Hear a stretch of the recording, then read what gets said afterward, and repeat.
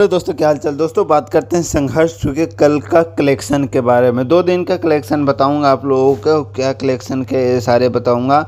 तो हम जहां तक सोच सकते हैं वहां तक सोचेंगे कि 2 दिन में इस फिल्म में कम से कम 90 लाख से लेकर 80 लाख के बीच में कलेक्शन किया होगा। मतलब आज 1 करोड़ प्लस हो जाएगा। 90 से 80 लाख के बीच में कलेक्शन किया होगा, इतना कर सकता है।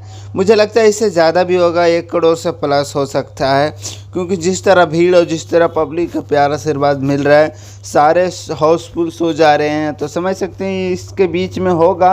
और अच्छा खासा कलेक्शन चल रहा है इस मूवी का, और इस मूवी का ठीक ठाक बजट भी है और अच्छा खासा रिकवर हो जाएगा। मतलब मूवी का फ़ायदा हो जाएगा, प्रॉफिट हो जाएगा। मतलब मान सकते हैं इतना भीड़ है, तो अभी दिवाली है, तो त्यौहार अभी चल रहा है, तो और भीड़ होगा पब्लिक। आज संडे है तो आज और मार करेगा।